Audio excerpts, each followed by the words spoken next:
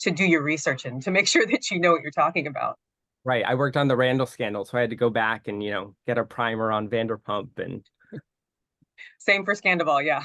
So Scandal. I mean, and speaking of Jen Shah and all of the aforementioned, like, do you see, just having been journalists and producers, having worked on a bunch of these, like, do you see a common theme, like a personality trait amongst like white collar criminals like Tom, like just, and what is it? Like, I'm just curious as to your opinions. I've had lawyers on and I've talked about this type of stuff before. Like, is it, I'm smarter than the next person? Like, what I'm doing is okay. Like, it's not really hurting anyone. Is it, and I don't really know if you have an answer. Is it like, this is bad, but I'll get away with it? Like, do you see a person, like a psychological personality trait that's a common theme?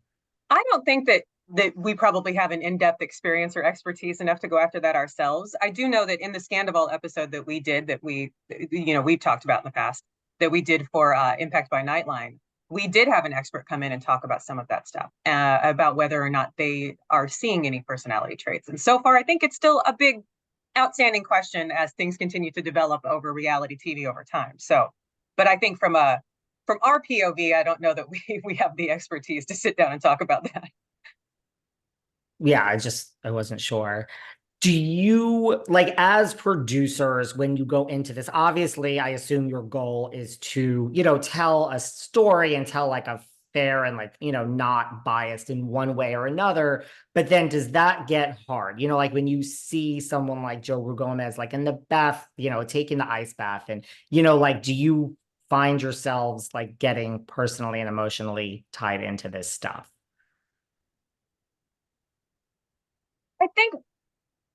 I mean, part of our profession gets us into all kinds of situations. And I think whether that is something where you're doing reporting on the Middle East or whether you're doing reporting on Hollywood, you do, I think, in a situation or in a scene, you end up working with the people that you work with over time. And of course, you develop that. But when we come back to start putting a story together, the approach that in that case, it doesn't change. Because we as journalists are loyal to the truth or what can be shown. And in many cases, and I think especially in a case like this, where we're in the middle of the story, we're not at the end of the story, you end up having to be kind of like loyal to all of it because there's not necessarily a proven set of facts yet, not on everything. And so I think that leaves so much of it up in the air that we can only give you what there actually is. And especially in this case right now, there's still a lot of questions and not a lot of answers. But I think we are human beings like everybody else. So of course we're impacted when the people sit down and they tell us their stories. And you'll see in this doc, there are a lot of emotions on display. There are heavy emotions, whether it's, Danny recounting what had happened to him over decades. It's being able to see Joe and how he has an incredible outlook on life, despite all of the things that's happened to him. Similarly with Josie, but I think the interview that probably packs a huge punch in this one is the Marco interview, where we sit down with Marco Moranti and Chris Psaila. And that, those are incredibly powerful and impact, driven interviews. And I think that we are human like everybody else, but when we come back to do the work, it's about the and it's a big team. I mean, there's multiple, producers. We're having conversations. We're talking to, we go through a lot of rounds of vetting and have these conversations to make sure that, the truth is centered, that these stories are fair, that we're looking at all perspective, because it's super critical to all of our projects. Mm-hmm. Yeah, the Marco stuff, when I was watching it, I was like talking about emotions. I mean, Chris Psaila, like he talks about like his father passed away, his brother. That's when he was like, still incarcerated or still under the legal, it's still going on. And he didn't know if they would ever realize that he would get out of this and see the other side. I'm like, this is very emotional right here. Yeah, I think Chris gives a really good emotional voice to what it's like to be under indictment, to have been charged with a crime. And while for those 5 years that he was waiting out the indictment before the charges were dropped, he didn't, he wasn't behind bars.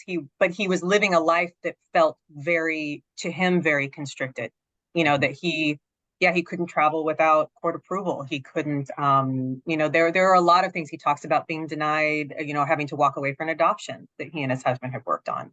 That yes, he had family members who passed on, and how just, it was the trauma that came with that for him. And I think that was a part of why he decided to be public, is why he decided to sit down and give the interview.